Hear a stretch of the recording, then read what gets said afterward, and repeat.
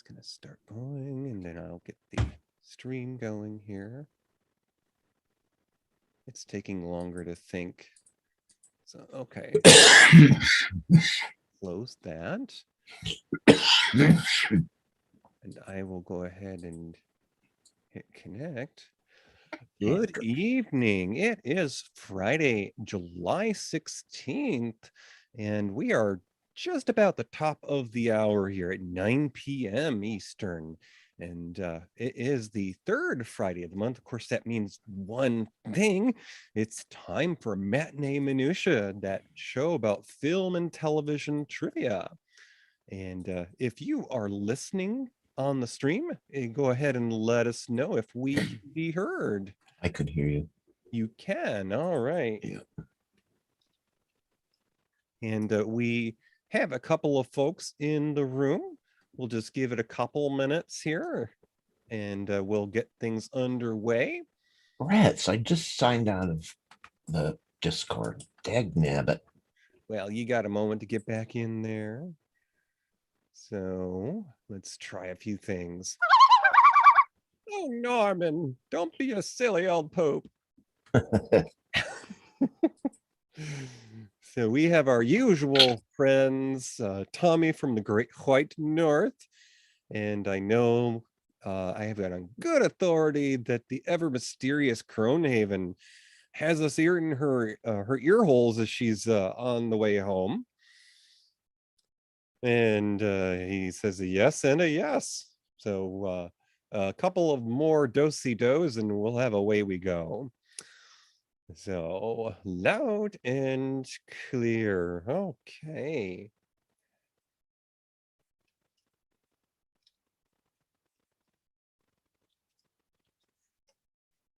So we got one more minute here, and I'll just take my cue when Toppy can duck back in the door there. Yep, working on it. It's coming up. It's coming. It's coming. It's something's happening. I don't know. It's like Vacation with Chevy Chase. This is crazy. This is crazy. Can you tell it's summer? Everyone has something else to do. That won't be going out on the released episode. Well, now. And there is Mr. Smelly. So, okay, I think that I'll go ahead and get things started here. Yeah, I'm ready. Good evening and welcome to the beautiful, historical Marionette Theater. Please take your seats. The show is about to begin.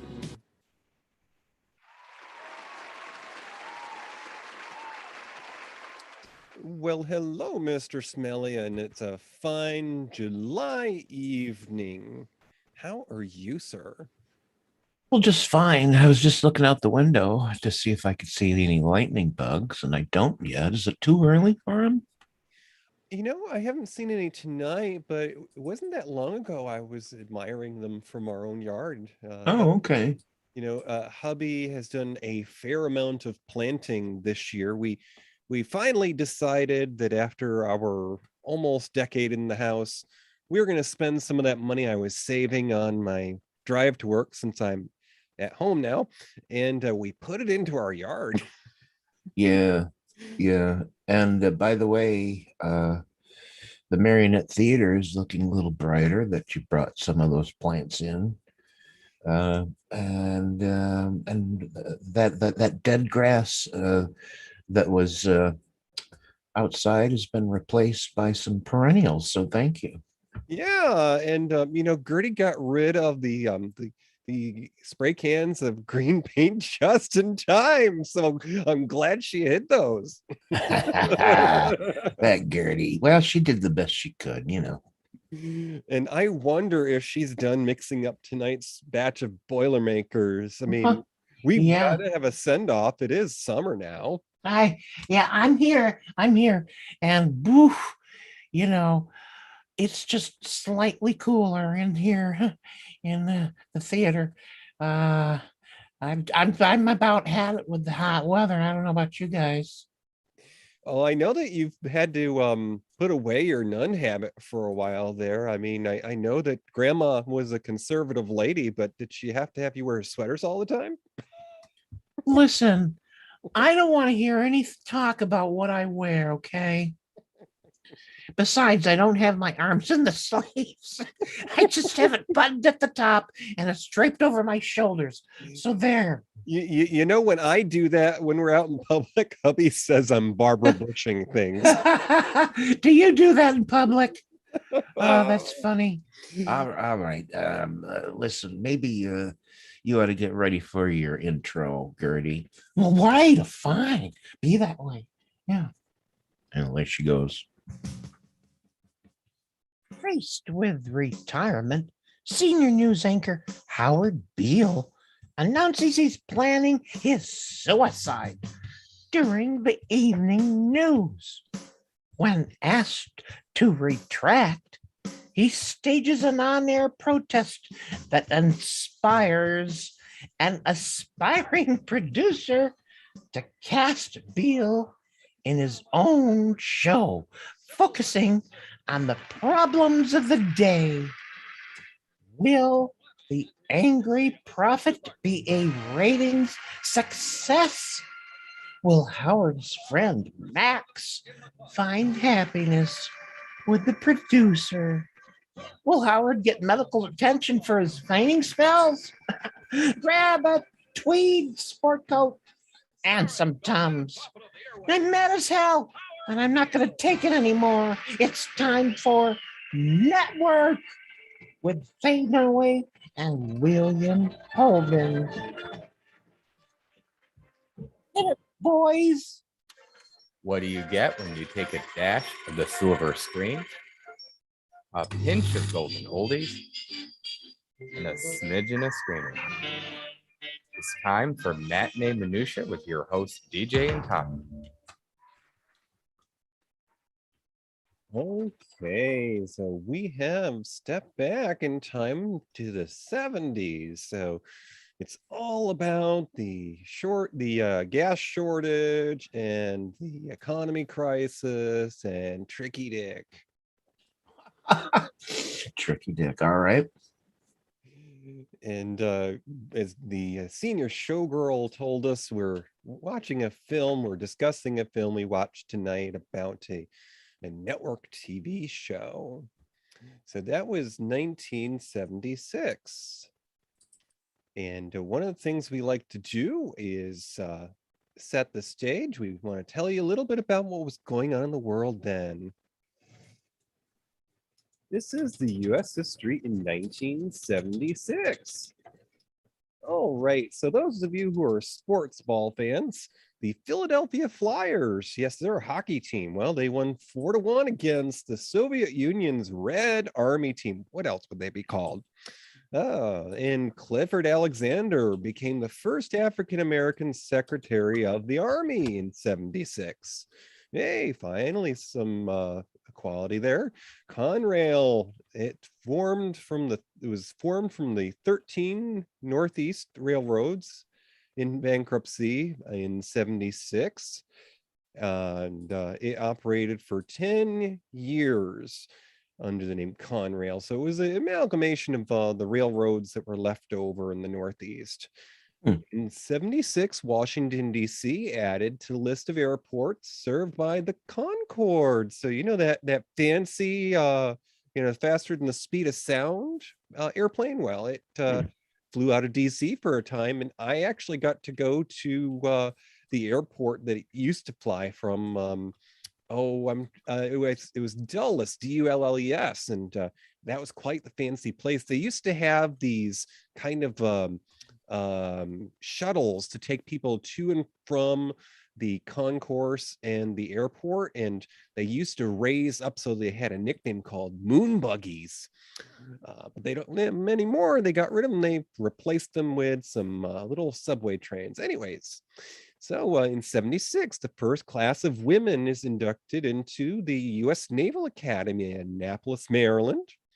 And Gerald Ford defeated Ronnie Reagan, in the race to become the Republican nominee for president in 76. Okay, so in 76, it wasn't all that long ago, but it was long enough ago that a few young people have sat in front of the camera. And who were some of the celebrities that came into the world that year, Toppy? Well, they're not young anymore. Well, we did have Danny Pintaro. That's the little kid who was on Who's the Boss? I don't know.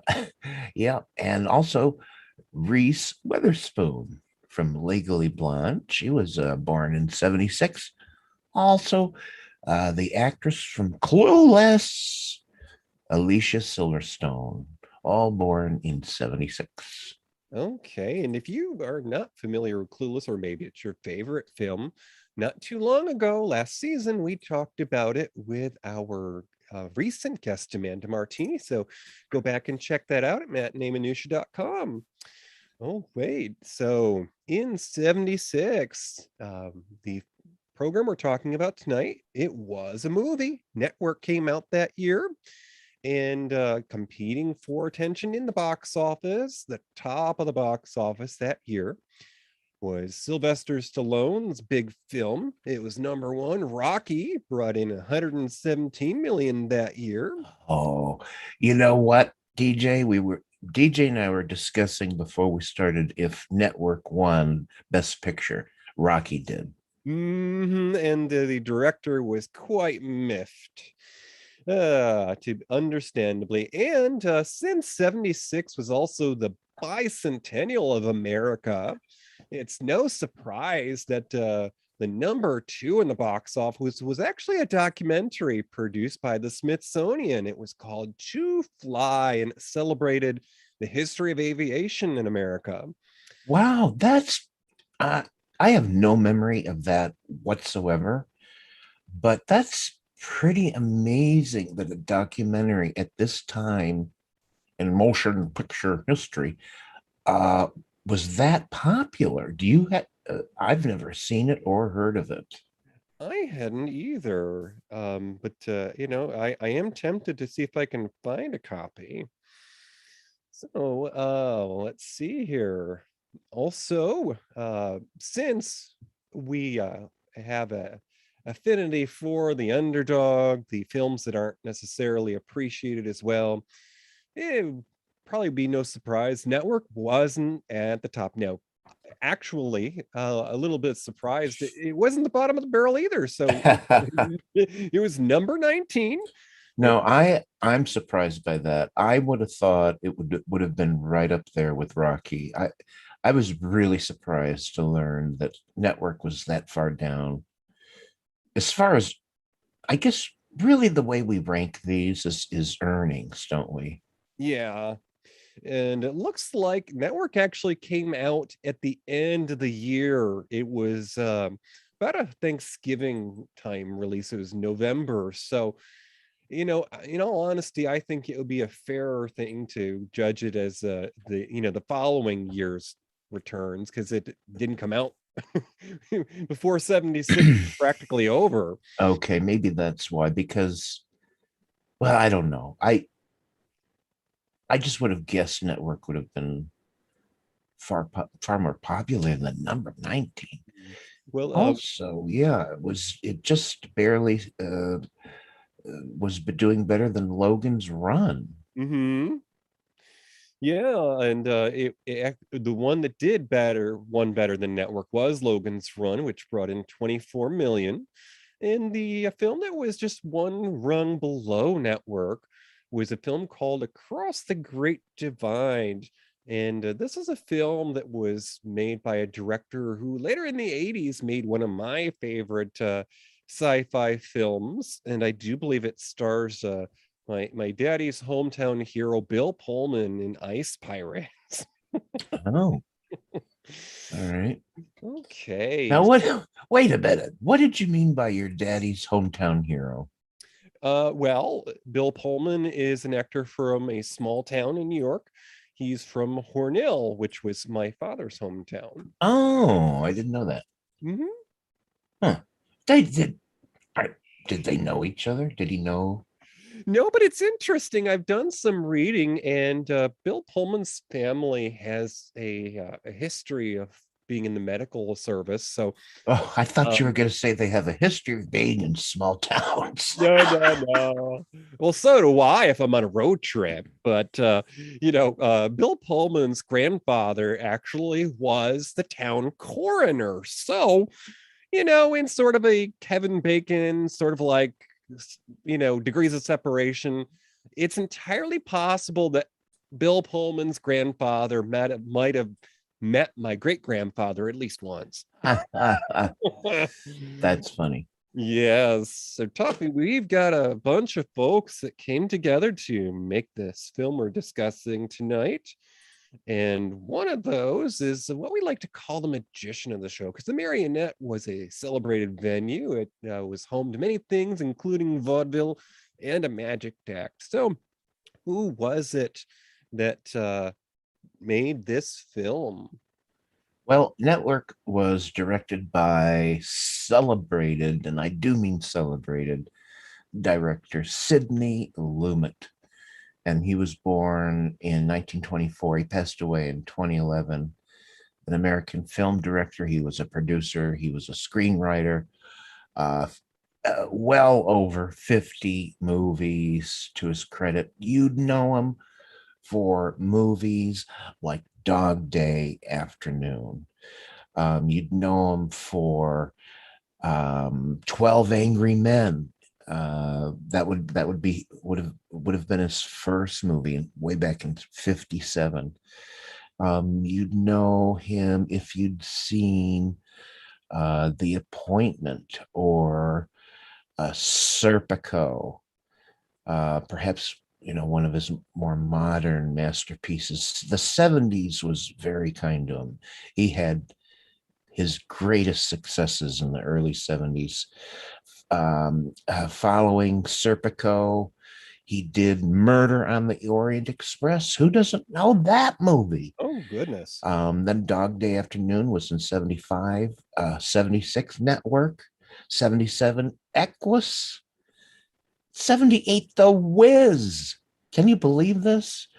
And then his maybe, I don't want to call it a swan song because he had a career long after this, but I think the movie that got his greatest critical acclaim was The Verdict in 1982, which also won Paul Newman an Oscar. So these are big movies, folks. And then he goes on into the 80s and 90s with lesser known movies, but the 70s, I mean, just one major hit after another. And he was kind of described as a straight shooter of a director, very energetic, and he would just get right in there and film it, he didn't have a lot of flourishes, he just got in there and got her done. And he really, I think he just excelled at just putting the drama on the screen. So a lot of his subjects tended to be anti-heroes like Dog Day Afternoon.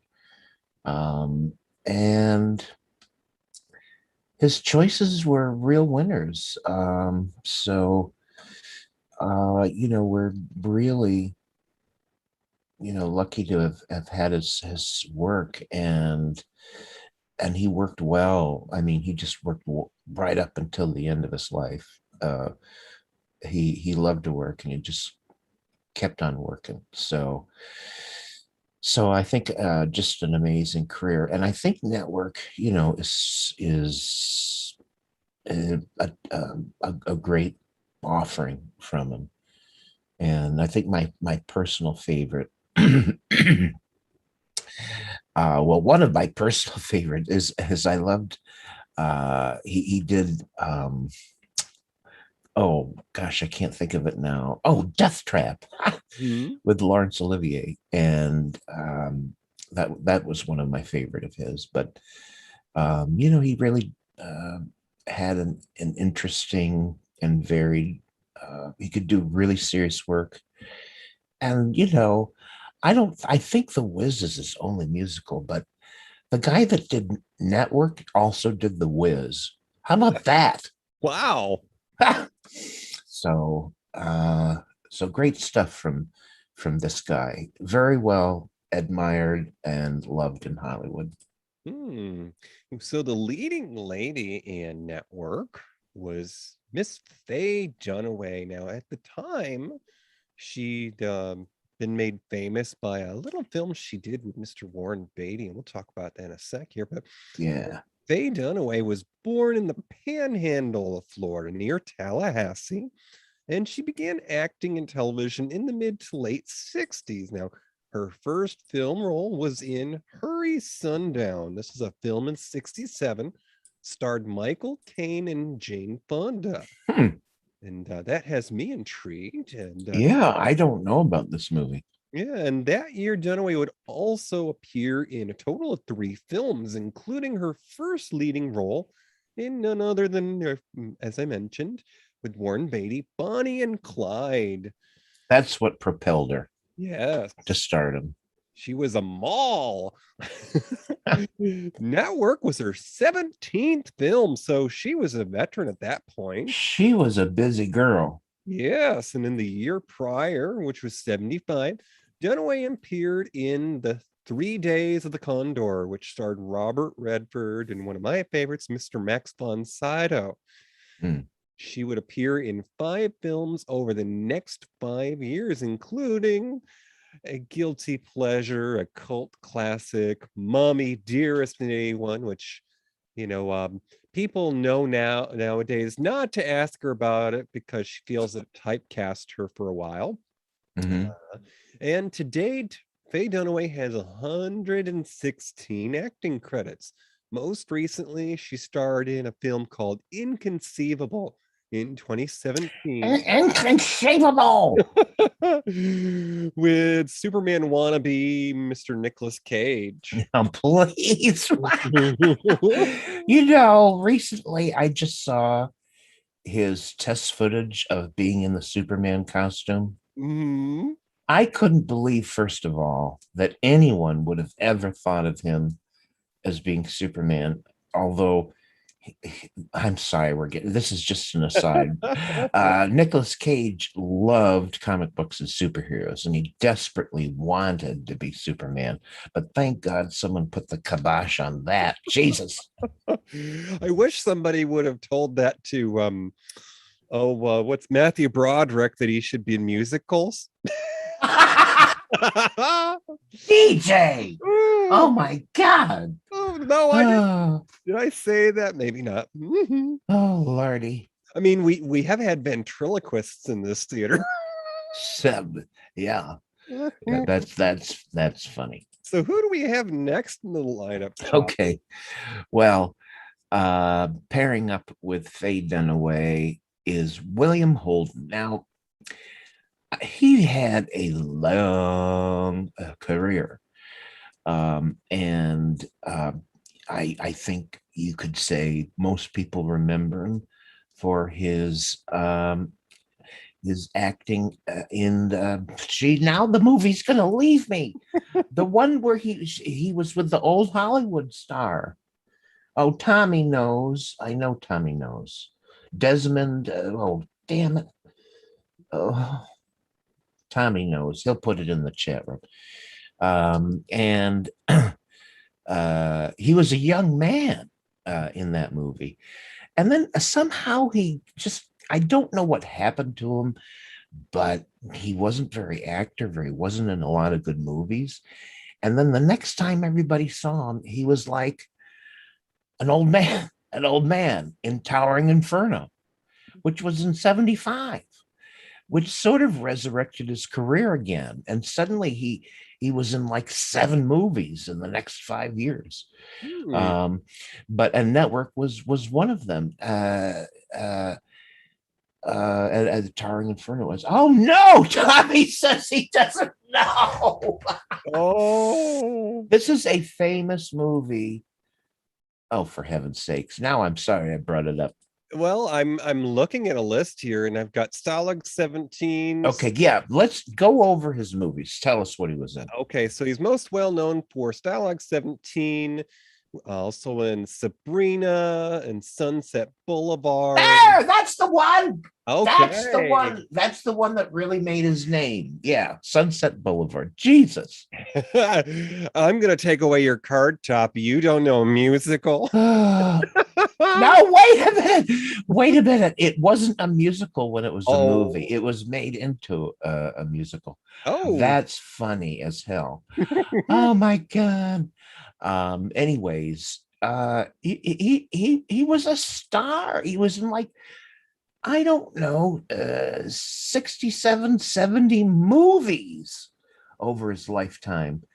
And it's funny, I mostly remember him for his last handful of movies, like The Towering Inferno and Network. So, but he's had a variety of co-stars all the way back with Barbara Stanwyck, Humphrey Bogart, Dorothy Lamour, Betty Hutton, Robert Mitchum.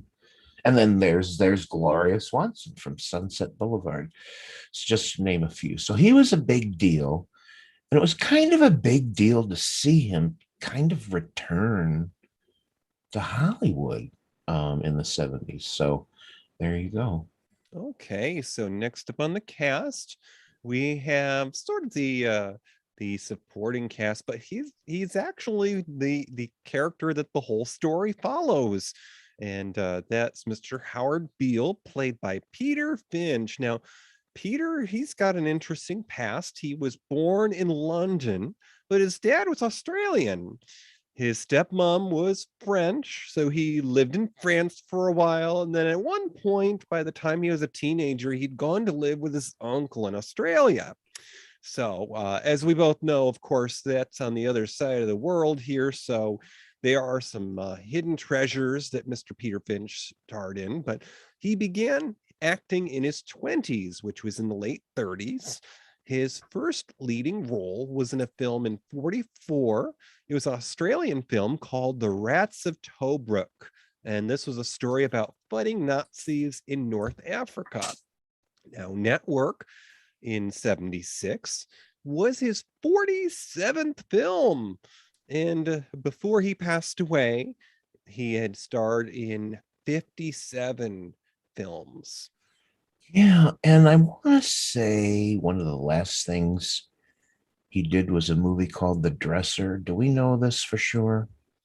Well, let's take a quick. Yeah, let's find out. I think that may have been his last. I think he may even have. Gee whiz, I don't know if he won an Oscar for that. Well, there was there was a film that he did after Network that seems to have it's either Yiddish or maybe French. It's Radon and Tab, but that was a TV movie. Oh, yeah.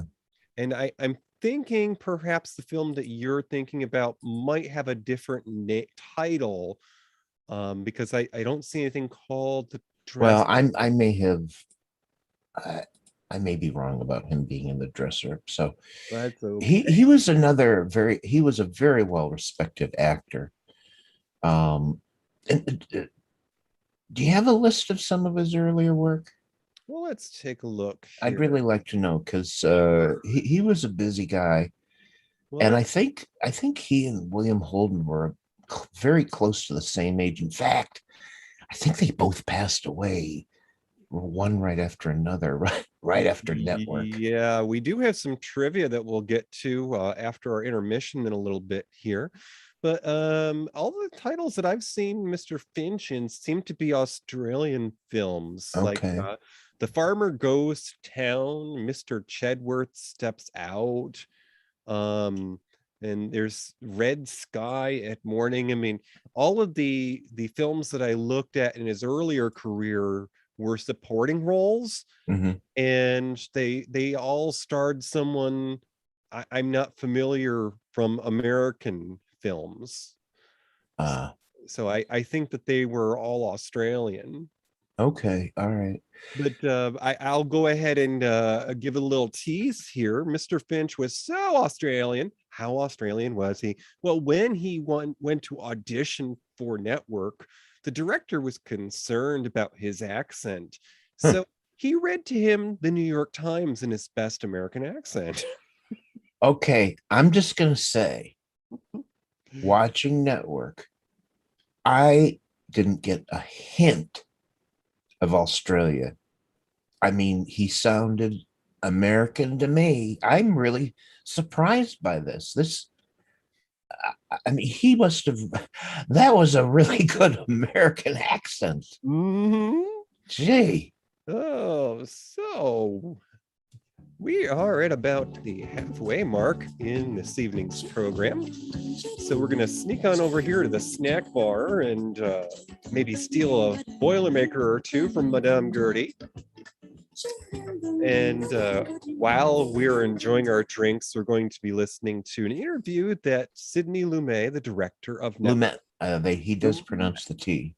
Lumet. Okay, so Mr. Sidney Lumet did an interview with PBS, and he talked about Network. But one of the fascinating things about Patty is that the screenwriter, he writes a character whose protest becomes a byword today. I mean, it's in the language. I'm mad as hell and I'm not going to take it anymore. What I love is that Howard Beale does absolutely nothing about it. There's no action from then on in. He only continues with something which began before he made that speech, because it's when he's still in his normal anchorman's clothes and when he's still comparatively sane that he says, I just got tired of the bull. So he starts telling the truth before that scene. He's clearly in a psychotic state in that scene. He's left the house in his pajamas and a raincoat, walking through a thunderstorm to come do his broadcast. So that nothing changes in Howard Beale when he says, I'm mad as hell, I'm not going to take it anymore. And one of the brilliances in the writing of that movie was that Patty would never be sentimental enough to make a difference. He has an audience out there which shouts along with the announcer, I'm mad as hell and I'm not going to take it anymore. And that becomes as stupid and duplicitous as anything else. And Howard is yelling at them, you're not serial, you're not fake, we're the ones who are fake. And they sit there and he goes into a fit and falls on the ground and they cheer. And when he gets shot, they cheer. The audience doesn't change. Howard doesn't change. Bill Holden loses his erection and goes back, wants to go back to his wife. God knows if she'll take him, but fundamentally doesn't change. The Faye Dunaway character, when he says to her, you're the television generation, you learned life from Bugs Bunny, one of the great lines. And he says, you're heartless, Diana. And he leaves her. And I had said to Faye, when I first met her, I walked into her living room and she was seated on a couch all the way across the living room. And I said, I know what the first question is going to be from you. And that you're going to ask me, where's her vulnerability? And I'm going to tell you right now, she has none. And if you try to get any in, I'll cut it out of the movie. And when Bill Holden said that to her, and I said to her specifically, I said, Faye, you got to remember our first conversation. If I see any tear brimming when I'm shooting your reaction, brimming in your eye, I won't use it. I'm warning you. And she got exactly what I meant. And she played the exactly perfect thing, which was, I don't know what you're talking about.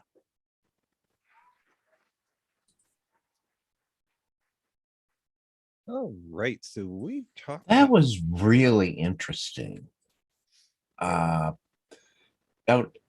DJ, you told me before we went on that you were unaware that network was the source of that catchphrase. I'm mad as hell and I'm not going to take it anymore. yeah. Um, and I saw this movie, back when it came out. So how I'm really interested in knowing from you, did this film seem dated to you, or uh, did it seem like it could be a movie that was made today? I'm really curious about how you feel about that. Well, as a self-proclaimed child of the 80s, I'll tell you that from my impressions, films from the 70s seem to have more in common with the 80s to me. So it had a comfortable feel to it. I mean, just looking at some of the decor in the studio sets made me want to redo my rooms. And for those of you looking on YouTube, I've got an old-fashioned, old-style end table lamp here with some, soft glow going on behind me, and some paneling, which was very prevalent in office spaces in the 70s. But I think that the story itself, because it's my understanding that we chose this film because of the world that we lived in the past year, and certainly a lot of that sensationalism and the reality and the bold details of the real world that were going on in the Yeah. 70s. it, Yeah. it all played into that. So it was interesting to me to watch this, understanding that this was set in the 70s, but appreciating it for the fact that this is a story that um has bearings in today's world.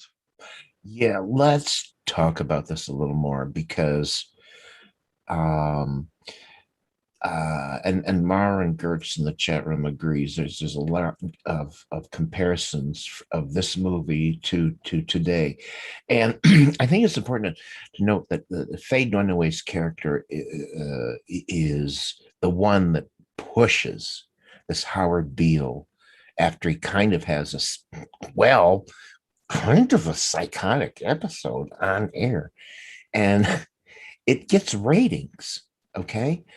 And Faye Dunaway pushes it to the point where Howard Beale gets his own show that is wackadoodle, but it presages American television before there was any Jerry Springer.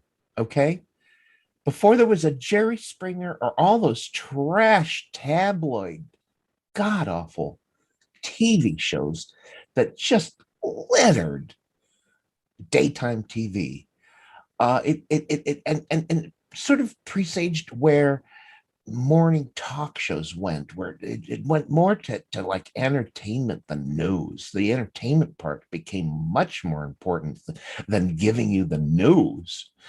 And I mean, what do we see on network on Howard Beale's show? There's this woman who tells the future, right? Right. And then what is it? Do you remember?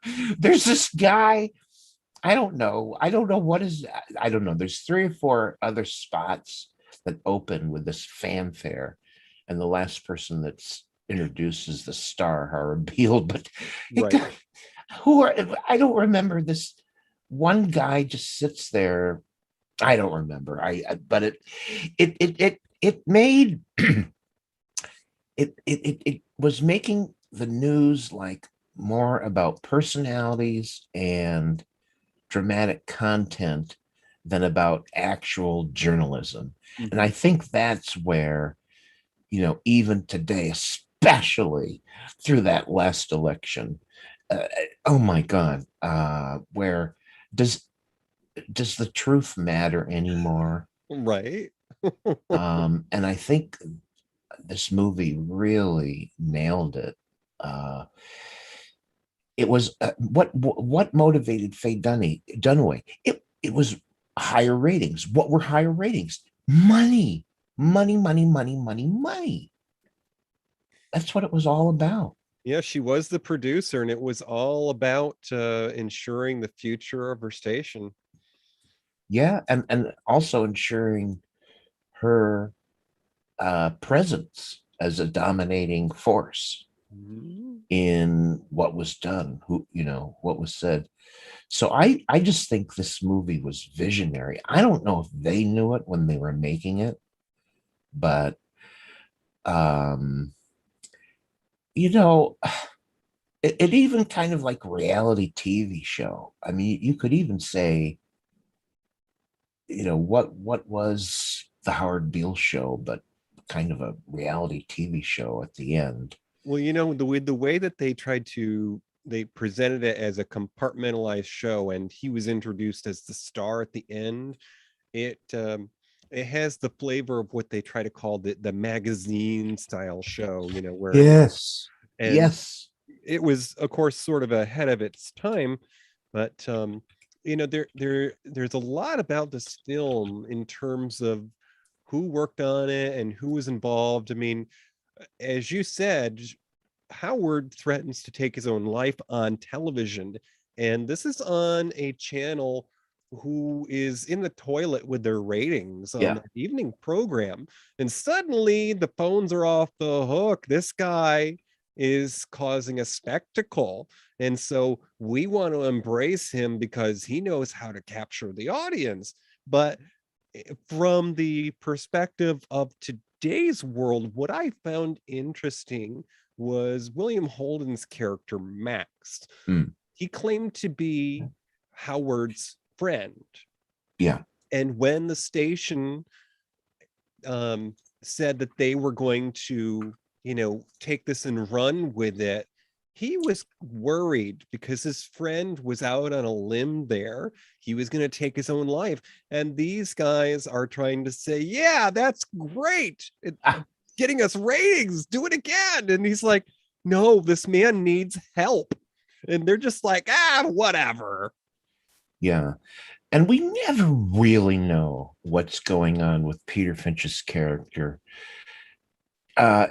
Is he having a psychotic breakdown, or is he having visions? Because there's a scene where he's alone in his bedroom, he's sleeping, he opens his eyes, and he starts talking to somebody in the room. We don't see anybody, but he's obviously having a vision. It's very clear. And the vision is telling him what to do. So, what do we make of that? I mean, what do we make of visions? What do we know about what was making him do the things we do? And why does he fall down in like a fit at the end? I don't know. I think we're led to believe that the end of every Howard Beale show, he falls down in a fit. He does. And So I mean, it would be one thing if this was some, actor doing a role from Shakespeare, and that's expected, but that's not natural for somebody to just throw down on the floor like that after speaking out. Now, of course, we learn as we, pull back the curtain that poor Peter Finch, he was in poor health when he was filming this. In fact, okay, you mean in real life? Yeah. yeah, in real life. And in fact, he passed away before the Academy Award could honor him. Oh yeah. And even the director, Sidney Lumet, he was auditioning him for another role. In fact, Sidney Lumet was the person who took him to the hospital when he was pronounced dead. Goodness. I didn't So, know that. he was performing these scenes was when his character was exhausted. And in fact, we learned through reading up on the film that Peter Finch had to deliver a couple of performances of his mad as hell speech. And rather than have him do it over again, they just spliced together his best efforts. Hmm. But Because they were afraid for him and they didn't want him to repeat it, or I wonder if maybe the director thought he gave his all, and they weren't going to get it any better. So Yeah. he just chose the two best. But some of the other cast in this film, they had prior history, like Faye Dunaway and William Holden. They were both in Towering Inferno before this, and apparently behind the scenes, William Holden was not too fond of Faye Dunaway because, while they were doing all the scenes with fires and whatnot, she was in her trailer taking phone calls and fixing her makeup. Uh, yeah. But they, Yeah. they had to call a truce to make this film, and in an interview later, Faye Dunaway said that she saw, basically another side of Holden, and they were able to make amends. But Well, go ahead. I'm sorry. and you were saying about the reality aspect of this with the spectacle, and how a lot more of television these days is reality. Well, it's interesting if you think about it. This is a film about evening news, and they tried to get iconic people from the news. Walter Cronkite was considered for the role of Howard Beale, Yeah. and he turned it down because this was just a little too much reality. Huh. Well, let's talk a little bit about Faye Dunaway and William Holden, because that's a major part of the movie, their relationship, where it starts and where it goes. And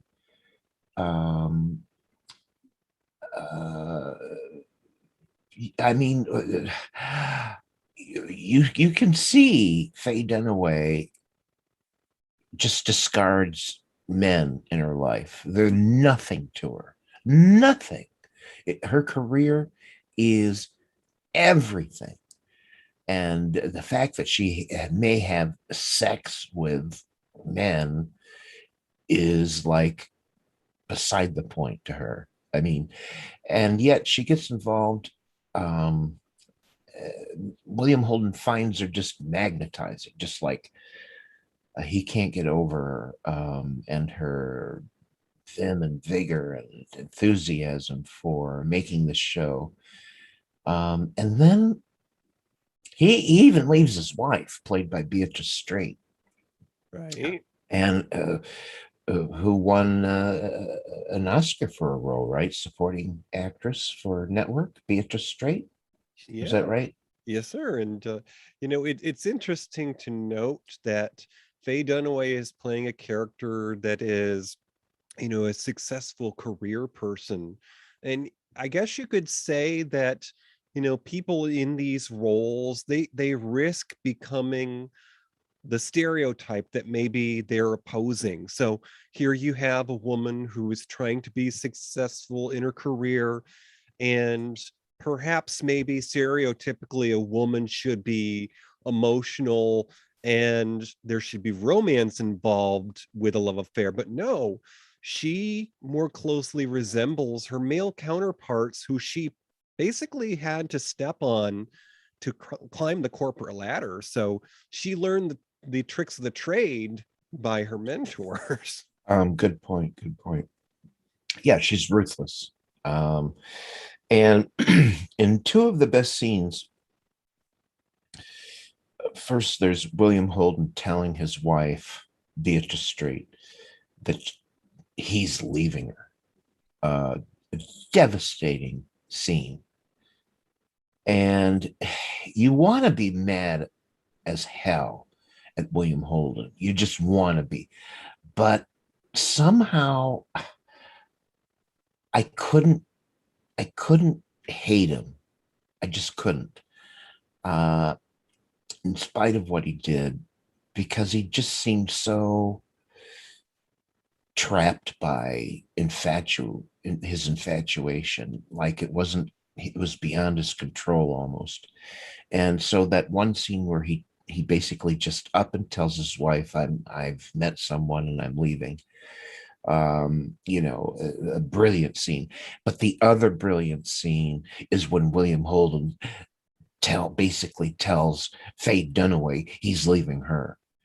and he breaks it down and, says, this is what kind of person you are, and I'm afraid for you, and you're leading a path of destruction. It's an amazing story arc, his relationship. And then when he's telling her, here's what I really see of you, and she's just listening, right? Mhm. And that clip you played of the director saying, if I see one tear in your eye, I'm not going to use it. And by God, she was there and she heard every word William Holden said, and she doesn't have a damn tear in her eye.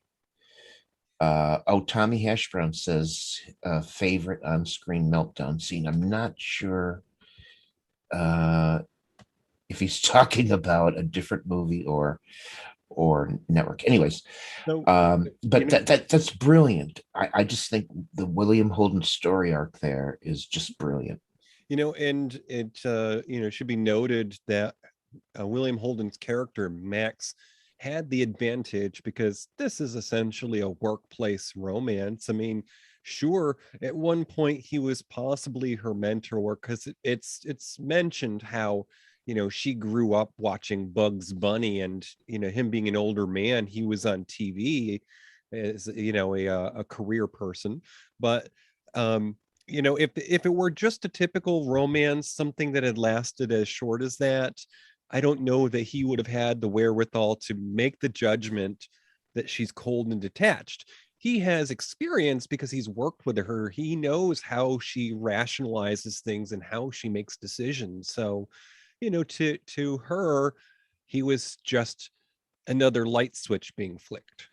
Yeah, yeah. And also, it's almost like William Holden getting into this whole thing, like he knew even then it was a terrible mistake, and he was getting involved with a woman with no heart, but he couldn't help himself. He just couldn't. He just, infatuation was so strong. And I don't know. It's a really interesting part of the story. Okay, can we talk about the end of the movie? Yes. Yeah.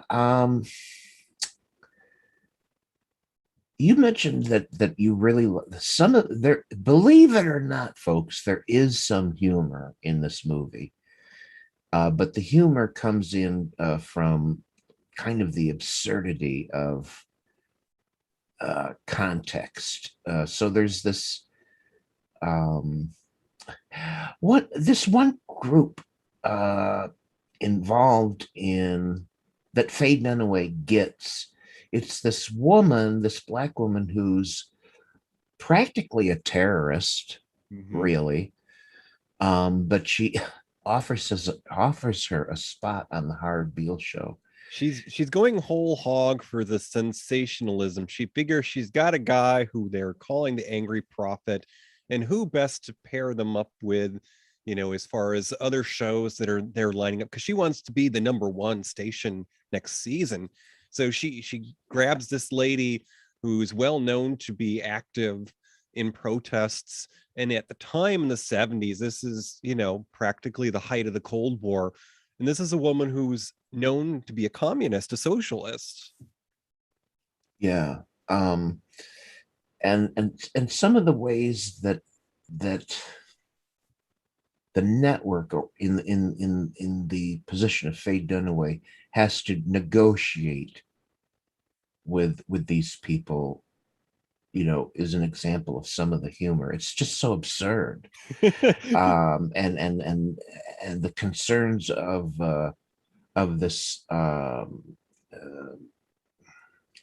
this woman, who wants, she wants to get paid for what she's doing. and their negotiations are humorous, and there's a lot of that in there. And then what at the end, Faye Dunaway secretly goes to this woman and says, we've got to get rid of this Howard Beale guy. Can you kill him? And that's the thing that put me off so much, Top, because as I'm watching the scene unfold, I'm thinking, okay, there's not that much left of the film. How is this going to end? And I thought just the same way that some films begin with a narrator setting the scene and introducing you to the characters, I thought here we've got a meeting room and you've got, the principal players sitting there. They're making their decision. And I thought that that was going to be the fade out. And that was the end of Howard Beale's career. And I thought maybe them talking about killing him was like, canceling his show. No. Yeah, yeah. And I think that may have been intentional, like, killing the show. No, they were talking about killing the guy. And of course, since it worked so well for the ratings, when Finch's character said he was going to kill himself, well, why not kill him right on the air? Right. It almost goes over the top there, but somehow it remains believable. Cronehaven in the chat room compliments the writer Patty Chayefsky, calling him a genius. And Crone says this movie was a satire at the time and very much a film of its time, which now seems prophetic in these days of idolizing TV and media celebrities, and that's so true. I mean, it's amazing that perhaps Patty Chayefsky somehow intuited this is where things were going. Yeah, and it's so appreciated to the point where in 2000 the film was selected for preservation in the United States National Film Registry by the Library of Congress, and they said that it was culturally, historically, or aesthetically significant.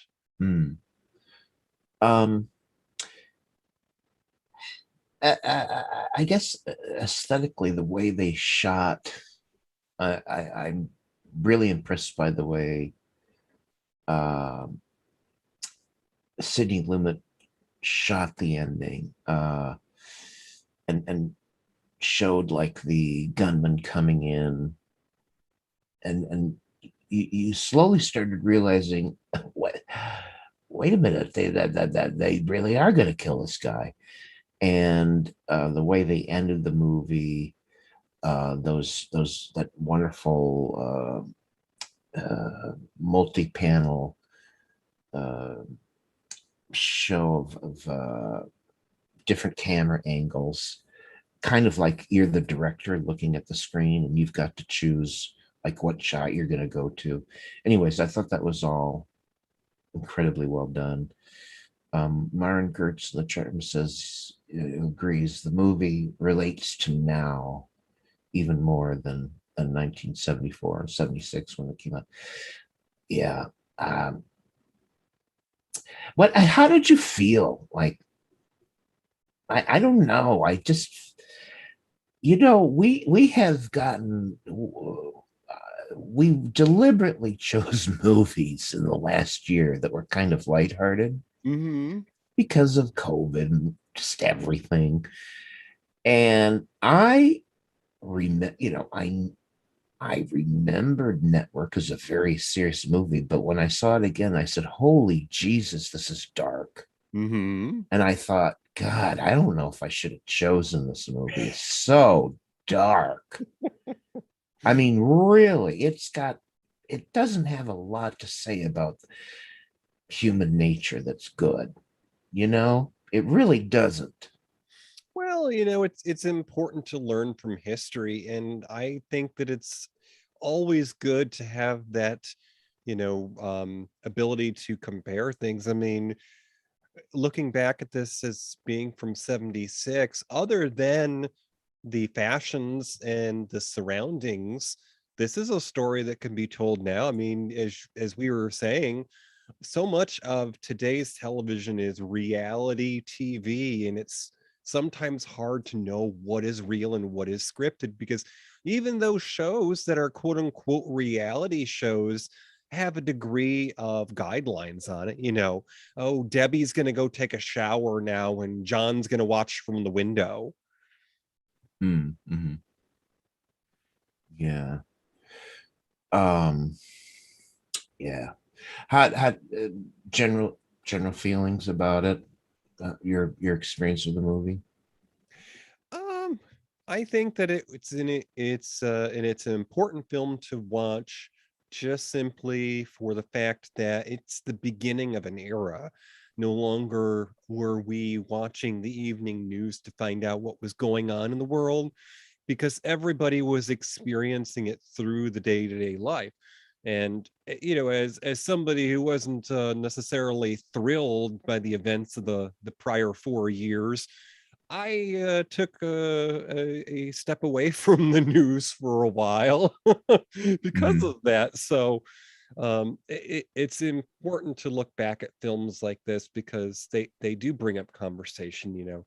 Where did you hear about this story, and are the people who are bringing this to your attention people who are well versed on the facts, or are they just reacting because they thought this was strange and sensational?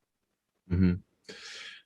I was just thinking about what the movie may have been saying about basically this crazy guy who is yelling at everyone to go to their window and open it up and shout, I'm mad as hell, I can't take it anymore. And then people do. Mm-hmm. People go to their windows and open up. And I wonder if it's kind of a commentary about, we're sheeple, and TV so informs and influences us. I'm sorry, but you can see this in the past year, the past election, with COVID. Everyone made up their minds basically depending on who they were watching or listening to. Mm-hmm. And that's a little scary. Yeah, I think. I'm a little scared, just simply by the fact that, those who didn't grow up watching the same form of television that you and I did, broadcast television, and who maybe didn't have, black and white films that their parents watched, their idea of media is this or that pop star or TV celebrity talking about their home life and what they buy their kids. Mm-hmm. I mean, you don't have these people who decide to volunteer their time and go to work with the underprivileged in Africa. That doesn't happen. It's all about, oh, I started a home-based business and now I'm making scarves and dresses. Mm-hmm. We're almost coming to an end here. I thought it was interesting, some of the trivia you found, DJ, and tell us about the real life. Either, I don't know if it was attempted or it was an actual suicide on television. Yeah, so Network came out only 2 years after the first on-screen suicide in television history. Television news reporter Christine Chubbuck of Sarasota, Florida. Now, the anchorwoman was suffering from depression and loneliness and was often emotionally distant from her coworkers. She shot herself on camera and stunned viewers who watched this, and it was on July 15th, 1974. Yeah, could be that motive. Well, just gave the writer a thought there. Yeah, and this was before, what's aggravated this whole thing is how news changed from a report at maybe noon, a report at 6, and a report at 11 to 24 friggin' hours of repetitive going over the same points over and over because they've got to fill 24 hours. You know, I have direct experience as a result of that phenomenon, Toppy. I worked for a company once that in their offices they had televisions that showed the news, because you know that's not going to be inappropriate, just telling you what's on, you know, in the headlines. But I worked there when September 11 occurred. So those TVs were already on the news, and now suddenly they're showing the attack on the Twin Towers, and it's just constant repeat. So many people left that day just from the stress of seeing it on all the TVs throughout the building. Hmm. Yeah. Also, just a little more trivia. Uh, the movies included on Roger Ebert's great movies list. I can certainly see why, but also I didn't know this. The movie filmed entirely on locations. No movie sets were built for this. Yeah, I mean, it certainly has that authentic studio feel because they are actually using them. Yeah, I didn't know that. That was interesting. Mm. Um, so uh I don't know. It was way darker than I remembered, and I don't know. I hope people were interested in it. And as dark as it is, I think it's well worth seeing. They're great performances and great writing. Um, Well, you know what, Toppy? As somebody who doesn't always enjoy being out in the light this time of year, I think something dark was okay because it gave us a chance to cool off. okay, there you go. Margaret wonders, what studios they use, but apparently they did uh, at least maybe all of it or most of it in Canadian TV studios. Yeah, because the big cities, they couldn't spare the time to let their sets be used. Yeah, so those were Canadian TV stations. Uh, Also, Cronehaven says she wants us to know that if you like network, please check out The Hospital, which was also written by the writer of Network, Patty Chayefsky, and it was another great satire, Crone says. Okay, so we're at the end of the program here, but we want to tell you about something else you might enjoy if you liked network. This is what we call our snack tray.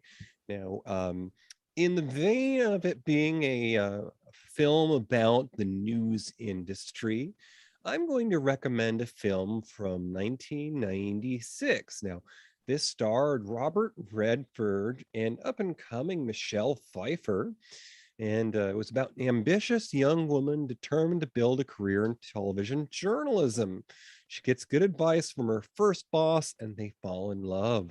A film called Up Close and Personal. Hmm. I'm going to need help with the name of this movie. I know someone in our chat room is going to know it. It was a movie with William Hurt and I believe Holly Hunter, and it was also about network news and the hijinks, but it was, I think, much more serious than Up Close and Personal. Um, Doggone if I can remember the name of it. But it kind of also showed the underbelly of network news and just how, oh, kind of how fake everything is. Mm-hmm. So I'm sorry I couldn't come up with the name of it, but hopefully some people out there will know what movie I'm talking about. Oh, all right. Okay, so of course, the Marionette was a celebrated venue of vaudeville and the sleight of hand magic. So, Toppy, will you go ahead and grab that bag of coins for me? Here you go. Tell you what's coming up next.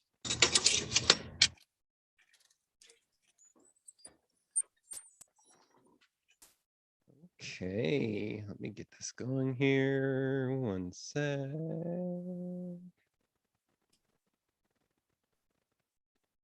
Faye.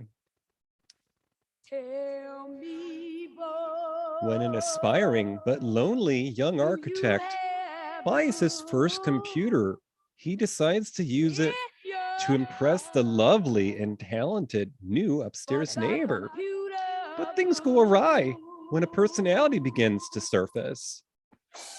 By the director of many popular 80s music videos and starring the young princess from June. Next time on Matinee Minutia, Electric Dreams, with the voice of Bud Court. Ah, very good. That's next time. Oh, Tommy Ashruns came up with it. Crone Caven says she knows the film that I'm talking about. And then Tommy Hashbruns came up with the correct movie I was thinking of, Broadcast News. That's the movie. Okay, so we are actually rounding down the season, and we're soon going to be taking a break. We have one more episode, and that is going to be on Friday, August 6th. That's our season finale. Now, we have a special invitation for you. We want to make this an all-inclusive party for all. The next film we're discussing, Electric Dreams, came out in '84. However, it is in a limited release only available overseas, not released in the States. We're going to have a watch party. That's right. You'll be able to watch the film with Toppy and I before we discuss it the next week. So just stay tuned and stand by in our Facebook group. We'll be giving you some more details. We'll be doing that on Saturday, the 31st, because July is a longer month. We get a little bit of a break before our season finale, but we'll be doing that on a Saturday at about 5 o'clock on the 31st. Very good. Dreams. Excellent. So I'd like to thank the folks in the chat room who come and support us as we do this live. And before I do that, TJ, tell people that are listening to our podcast, like how they can join us live. Okay, well, the easiest way is to go to Matinee, MATINEE, Minutia, MINUTIAE, big word, .com. And there's a little controller mask sort of button there that says Discord. And that's the fancy newfangled chat room that a lot of gamers use, but we use it too. So if you come here on the first and third Friday of the month, you can enter into our audience and you can carry on with us and share some fun pictures and maybe even answer some of the trivia that's lingering on our minds. Right. So they need to go to Univaz. Wait a minute. What's our Univaz? Oh, you can also go to univazpods.net, which is the home of our family There you go. network of shows. And yeah, you can find the button for Discord to click on, and also there's another logo icon with a tower, and you got to click on that to listen to the audio. So there you go. That's how you do it. And by the way, it's 9 p.m. Eastern time, the first and third Friday of the month. That's when you can find us. So thank you to our chat room, the folks that gave up their time to be here with us. We've got Tommy Hashbrowns, our pal, and we've got the ever mysterious Cronehaven, and we've got Maren Gertz returning again. Thank you all for being here and helping us do the show. Oh, right. Well, in the way of the old days of radio, Toppy, would you say good night, Gracie? Yeah. Good night, Gracie.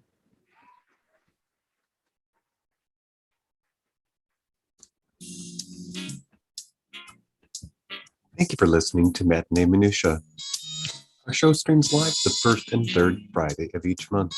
Go to univazpods.net, click the tower for audio, enter Discord for chat. You can find the show wherever you listen to podcasts. Tweet us on Twitter at Matinee Minutia. Join our Facebook group. Visit our webpage at matineeminutia.com. Have an idea for a future show? Or just want to message us? Email us at matineeminutia@gmail.com. This has been an Ollybug production. I have a voice. I have a voice. You have a voice. You have a voice. We have a voice. We have a voice. Unique voices in podcasting. univazpods.net. And for your listening enjoyment, if you're still listening to the stream, I'm going to play a little snippet from the theme of Electric Dreams, which was performed by P.P. Arnold. And here we go. All right. Tell me, boy, do you have blue? I'll tell you that whenever I heard this song come on, I knew that Electric Dreams was about to start, and I ran into the living room. Because this is one of those films that they used to run regularly on HBO.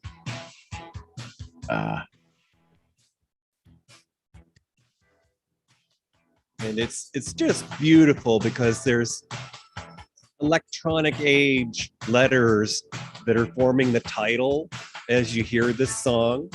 So it just enamors a young child's heart to think about the future and computers. Huh. And this is well before I ever had a computer at home. Yeah. In fact, and I'll retell the story, but I was so enamored by Electric Dreams that I used my building blocks and I created a mock computer that I took to school. That's so nerdy. I love